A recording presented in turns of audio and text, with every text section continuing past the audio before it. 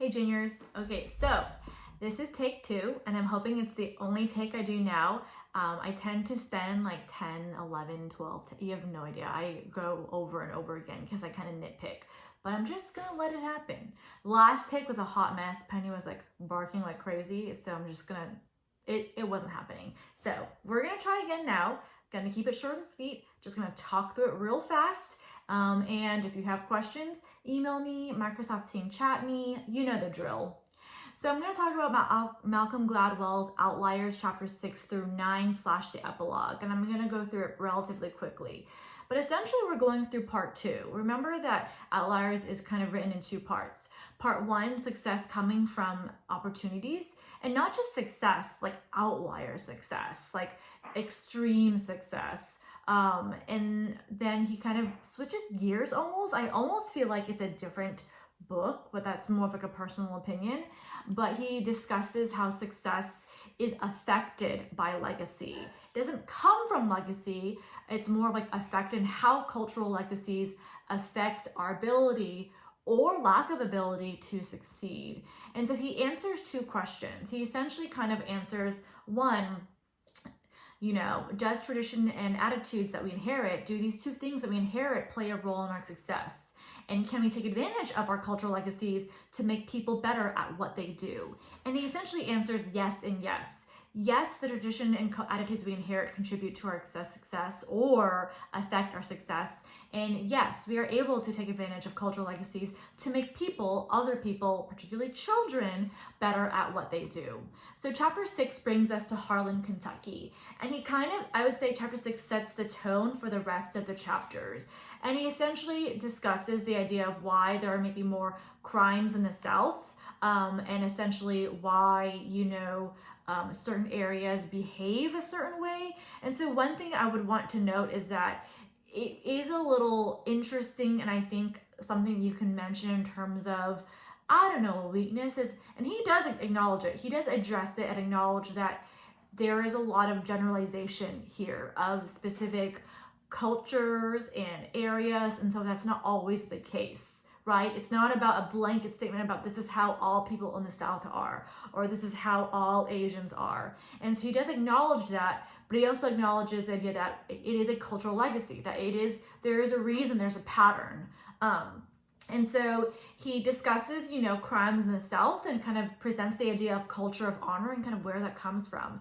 And it brings us to his point that cultural legacies have like very deep roots, extremely long lives, and they persist through generations, even though the condition that spawned them no longer exists, has ceased to exist. And that these cultural legacies play this role in directing attitudes and behaviors. And so if you think about how he talks about British immigrants from the British Isles came over, like that, that condition of being a herdsman, of protecting your goats, is no longer here for us today. Like, it's not a thing, yet you still see the cultural legacies survive, right? It's still there, still directing our attitudes and our behavior. And so it's something to kind of be mindful of, I guess, the fact that it is lasting. So I would say that the purpose of the chapter is to describe how things are lasting and how they do actually affect us, people, today. Chapter 7 is super long, but I think that's really fascinating and made me honestly rethink being in a plane like ever again. But it's called The Ethnic Theory of Plane Crashes, and he kind of talks about, how plane crashes occur. And they don't occur because of like major malfunctions, but due to like these accumulation of minor difficulties and trivial mistakes that kind of add up and add up and add up. And the idea that like it's not about like human skill that's lacking, but rather errors in teamwork and communication. And he discusses the effect of, the power distance index in various cultures.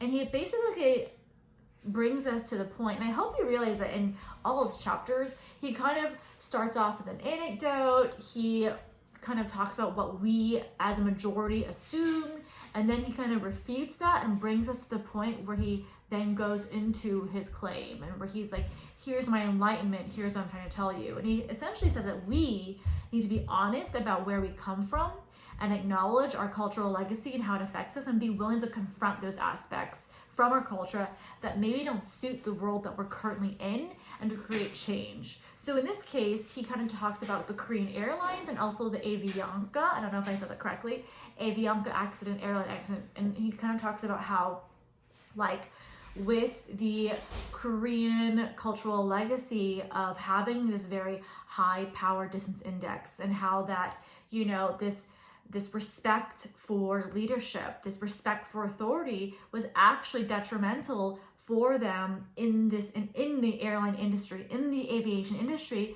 There is no room to, you know, like skirt around the bush and be respectful to someone. You really do have to tell them, Captain, we are out of fuel. Captain, there is a problem happening right now. And that was the issue, that, you know, lack of urgency, that lack of, you know, need to speak up and to be a little more aggressive, which is the issue there. And so he kind of talks about that. And so this whole chapter, very long chapter, was just really about this idea that, like, yes, acknowledge that there are certain parts of your culture, your cultural legacy, that maybe don't suit the industry that you're in, and maybe adjust accordingly for this industry to ensure your success, and to ensure, you know, to ensure no failure, right? So I thought this is such an interesting chapter. I mean, I think all of them are. I just think he just brings up a lot of very interesting points. And again, there are some parts where are their weaknesses, but just, you know, so interesting. Okay, so next chapter essentially is rice patties and math test. And he kind of almost answers, or tries to answer, or I don't know, but this, you know, I mean, you've heard the stereotype before, all Asians are good at math, or all Asians are XYZ, etc., etc. And he kind of addresses the rationale in terms of how this, you know, stereotype, say you will, came about. And he essentially brings it to the point where he kind of argues and states that being good at math may also be rooted in a group's culture, that the reason that the Chinese are so good at math is because of their culture and kind of that cultural legacy there, and that the fact that cultural legacies matter. He essentially kind of brings us to the point and says it's not so much about ability. It's not about the Chinese have this natural, and Asians have this natural affinity to be better at math because it's like in their genetics or what have you, but it's rather about attitude. That success is a function of persistence and doggedness. That math, to be successful at math, is not about like this natural affinity, which some people might have, but the willingness to work hard to make sense of a mathematical concept, that to not give up. And that doggedness, that persistence is a cultural trait built, you know, through years and years and generations and families of rice growing, because rice growing is complex, that it is, you know, a very meaningful work. It takes years, it's year long. And so all these components, the skills and the abilities and the hard work and the determination needed to grow rice really reflects in from the parents to the children, and that attitude then kind of translates to math. So it's not about being like good at math, it's about being able to like sit there and work at it and figure it out until you get it. And I guess once it clicks, you know, which makes me wonder, you know, maybe I should never given up on math. Because I definitely did. I definitely got frustrated and I was like, nope, don't get it, never gonna happen again. So maybe I should go back at it, right? Maybe, or not, I don't know. Anyways, good, moving forward. And so just something about how, so I would say like this is almost in contrast to chapter 7, right? It's almost like in chapter 7, your cultural legacy almost became an issue in your success, versus here, your cultural legacy helps build your success. So kind of like two ends of that spectrum. And I would say chapter 9 kind of builds off on chapter 8. And it's Maritas, I'm not sure if I pronounced the name correctly, but Maritas Barton. It talks about Kip Academy. And I almost want to say chapter 9 is, if you think of, again, this entire book as a persuasive novel, a persuasive argument, you always have this action item, right? Your call to action. And I would say chapter 9 is that call to action. And essentially, he brings about and discusses KIPP Academy, which is a school, I think you've seen it in Houston, but also in New York and kind of nationwide.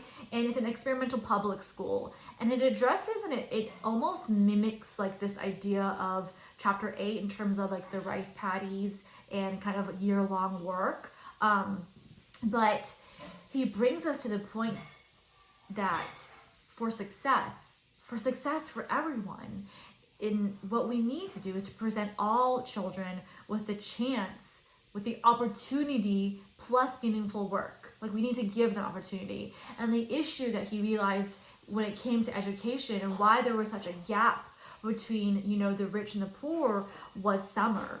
Was this idea that during the summer, those who were in a lower socioeconomic status didn't have that opportunity to learn more because of various reasons. And those who were in maybe a higher socioeconomic status had better chances of summer school, summer programs, summer camp, traveling across, you know, the country or what have you, and having these opportunities to read more. And so when the year came around, those who were deemed, you know, of a lower socioeconomic status kind of almost reverted. They lost all the learning they had because all the kids in a school year learned the same, and many of them actually learned better, but it was that summertime where they had that gap, right?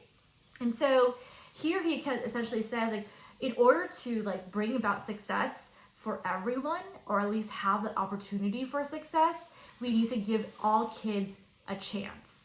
All kids a chance at better opportunity, at more opportunities, and then also provide them with meaningful work, and maybe we'll have more success. And so he really addresses kind of what we need to do. And so I think that like he almost starts off the book, chapters 1 through 5, as a look at all these successful outliers, and it was because of these opportunities. Like look at Bill Gates, look at Bill Joy, you know, look at all these really amazing hockey players and XYZ. Look at these outliers who did so well. And then he goes into part 2 and almost backtracks and kind of talks about, you know, legacies and how legacies can, you know, hold you back at some points or can spring you forward. And ultimately, if we can overcome these legacies, if we can take them seriously and address them and give, you know, every single child, rich or poor, this opportunity, then we can overcome the difficulties of our children, and maybe all our children have chances to be Bill Gates and Bill Joys and, you know, famous athletes and, you know, violinist prodigies, right? And so he kind of has that action item. Wow, this lecture is becoming a lot longer than I thought it was. Oops, sorry. Okay, so the epilogue, hopefully you read it, please make sure you do, tells the story of his mother. And so I think this is a really nice way where he wraps up his argument, because he essentially applies it to himself. And I think that almost adds a sense of like ethos, I guess, not a sense of ethos, adds ethos.